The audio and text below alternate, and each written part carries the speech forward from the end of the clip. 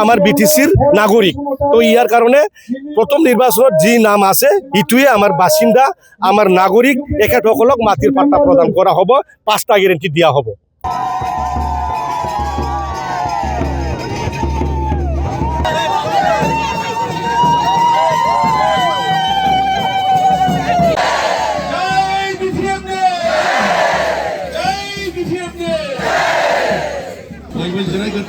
রাইজে আজি যিমান BPF প্ৰাৰ্থী মানে সবে ভাল সঁহাৰি জনাইছে, আদৰি লৈছে যে BPF প্ৰাৰ্থীক জিকাই দিব লাগে।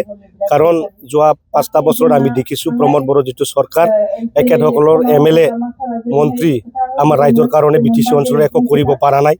UG ব্ৰহ্ম ডাঙৰীয়া মন্ত্ৰী আছিল কেবিনেটত, কিন্তু এখেত আমাৰ ৰাইজৰ কাৰণে একো কৰিব পৰা নাই। আৰু যোৱা 5টা বছৰত BTC যিটো চৰকাৰ আছিল, ইয়াতেও প্ৰমোদ বড়ো UPFL দল একো কৰিব পৰা নাই। না এটা ভাল এটা স্কিম ৰাইজৰ কাৰণে কিবা ৰূপায়ণ কৰিব পাৰিছে, একো উন্নতি হোৱা নাই। কেৱল ইয়াত মানে শান্তিৰ নামত শান্তিৰ কথা মানে শ্লোগান লৈ পেলাই ঘূৰি ফুৰি আছিল। কোনো এটা ৰাস্তা নিৰ্মাণ হোৱা নাই, ডাঙৰ এটা ব্ৰিজ নিৰ্মাণ হোৱা নাই। যিকেইটা কাম আগ্ৰামা মহিলাৰ দিনত আমি কৰি আছিলোঁ, এইখিনি কাম এখেতসকলে ফিটা খাটা এইবিলাক কামহে এখেতসকলে কৰিছে। 5 বছৰ পুৰা শেষ কৰাই দিছে। BTCৰ ক্ষমতা অসম চৰকাৰক ঘূৰাই দিছে। আজি ইয়াত MCLA সকলৰ যি ক্ষমতা আছিল, এইখিনি ক্ষমতাও এখেতসকলে বিক্ৰী কৰি দিছিল, অসম চৰকাৰক ঘূৰাই দিছিল। চাকৰি আমাৰ BPFৰ মূল মন্ত্ৰ হৈছে আমি দিছপুৰ চলো যাত্ৰা আৰম্ভ কৰিছোঁ। আমাৰ পিচ, ইউনিটি এণ্ড ডেভেলপমেণ্ট, আমাক শান্তি, ঐক্য আৰু উন্নতি লাগে। আৰু এই উন্নতিৰ তীব্ৰ গতিৰে আগবাঢ়িব লাগে। যেনেকৈ নৰেন্দ্ৰ মোদী ডাঙৰীয়াই কৈ আছে বিকশিত ভাৰত, আত্মনিৰ্ভৰ ভাৰত। তো ভাৰত যদি আজি আত্মনিৰ্ভৰ হ'ব পাৰে, আজি বিকশিত হ'ব পাৰে, বড়োলেণ্ডত বিকশিত হ'ব লাগে। ইয়াৰ কাৰণে আমি এই বিকশিত যিটো বড়োলেণ্ড গৰীবৰ কাৰণে ইয়াত দেখা গৈছে গাঁৱৰ ভিতৰত গাঁৱে গাঁৱে পুদুলি আজি এটাই মানে উচ্চাৰণ হৈ আছে যে শিউলি মহিলাৰীক লাগে আৰু লৰেন্স ইছলাৰী যে আজিৰ বিধায়ক, এখেতক বিদায় দিব লাগে। কাৰণ লৰেন্স ইছলাৰীৰ 5টা বছৰত কোনো এটা ব্ৰিজ নিৰ্মাণ কৰিব পৰা নাই। আজি আমি ডাঠিকে ক'ব পাৰোঁ, আৰু কোনো প্ৰমাণো দিব নোৱাৰেহি। খোজকাঢ়া এইটোৱে এজন MLA হৈ বাঁহৰ দালাং কিয় খোজকাঢ়িব লাগে? ই অসমৰ পৰা টকা লৈ আহিব লাগে। আৰু ব্ৰিজ নিৰ্মাণৰ কাৰণে আজি প্ৰপ'জাল দিব লাগে। আৰু খাটৰ দলং নহয়, আজিৰ তাৰিখত এইটো মানে RCC ব্ৰিজ হ'ব লাগে। আজি খাটৰ দুবিলাক ভাঙাই আজি RCC ব্ৰিজ বনোৱাৰ কাৰণে এইবিলাক চিলাৰাই সেতু কিবা কিবি সেতু নিৰ্মাণ কৰি আছে অসম চৰকাৰে।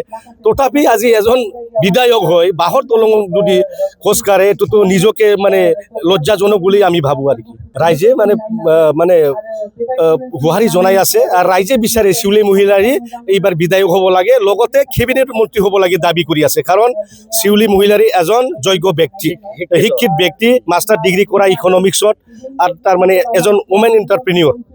আজি ৰেজৰ্ট চলাই আছে, হস্পিটেল চলাই আছে, স্কুল চলাই আছে, সমাজক সেৱা কৰি আছে। আজি ৰাজনীতিকত যোগদান দি পেলাই ৰাইজক আৰু তীব্ৰ গতিৰে সেৱা কৰিব পাৰে, ৰাইজৰ আশা আকাংক্ষা যাতে পূৰণ কৰিব পাৰে। ইয়াৰ কাৰণে ৰাইজৰ লগত সদায় মানে চোতালত থাকি আজি কাম কৰিবৰ কাৰণে ওলাই আহিছে। তো ৰাইজে খুব ভাল পাইছে। আৰু এইটো স্পেচিয়েলি ক'ব লাগিব যে আমাৰ কোকৰাঝাৰ 3 নম্বৰ সমষ্টিত মহিলাৰ ভোটৰ সংখ্যা 3000 বেছি। আজি মহিলাক যদি ভোট দিয়ে এনে জিকি যায়। আমি পুৰুষ যিমান আছে আজি লৰেন্সক দিলেও আমি জিকি নাযাওঁ। তো এটা ঢৌ আহিছে আমাৰ BPFৰ ঢৌ, শিউলি মহিলাৰীৰ ঢৌ।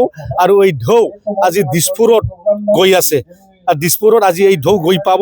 আৰু 4 তাৰিখ মে'ত ভোট গণনাৰ পৰা পিছত, আজি চাৰ্টিফিকেট পোৱাৰ পিছত আজি শিউলি মহিলাৰী যে এজন মন্ত্ৰী হিচাপে শপত ল'ব, এইটো আমি আজিৰ তাৰিখত মানে এটা বিশ্বাস আছে। তেওঁক অসম চৰকাৰে মন্ত্ৰী দিব, আৰু আমাৰ দলৰ সভাপতি আগ্ৰামা মহিলা ডাঙৰীয়াৰ 13ৰ নাম উচ্চাৰণ কৰিব। আমি যিটো 5টা গেৰেণ্টি যোৱা নিৰ্বাচনত দিছিলোঁ ৰাইজক, এইটো আমি আখৰে পালন কৰি আছোঁ। প্ৰথম বছৰৰ কাৰণে আমি 10 ফেব্ৰুৱাৰী বড়োলেণ্ড দিৱসত আমি আৰম্ভ কৰিছোঁ। আৰু ইয়াত মানে প্ৰথম বছৰৰ কাৰণে এইটো শেষ কৰা হ'ল। আকৌ আফটাৰ মানে declaration of the assembly election of Assam next ইয়াৰৰ কাৰণে ফাইনেন্সিয়েলৰ কাৰণে আমি হিতাধিকাৰীৰ লিষ্টটো আমি বনাম, আৰু মাটিৰ পাট্টা দিয়েও চলি থাকিব। ইয়াৰ কোনো মানে সন্দেহ নাই। আগ্ৰামা ছাৰে স্পষ্ট কৰিছে যে 2005 চনত যিসকলৰ নাম BTC নিৰ্বাচনত তালিকাত আছে, এখেতসকলক মাটি পাট্টা প্ৰদান কৰা হ'ব। কোনো ইয়াত NRC 51 চন 71 চন কোনো চাৰ্টিফিকেটৰ দৰকাৰ নাই।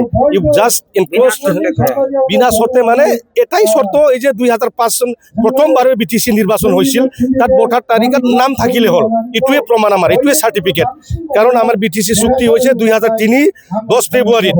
তাতে লিখা আছে BTC অঞ্চলত যিমান জাতি জনগোষ্ঠী আজিলৈকে আছে, ই বাংলাদেশী হ'ব পাৰে, কিবাও হ'ব পাৰে, কোনো কথা নাই। ইয়াত 2003 কথাই লিখিছে। ইয়াত যিসকল আছে বেংগলী মানুহ, সান্তালী মানুহ, আদিবাসী মানুহ, মাইনৰিটি মানুহ, যোন জাতিয়ে নহওক আমাৰ BTCৰ নাগৰিক।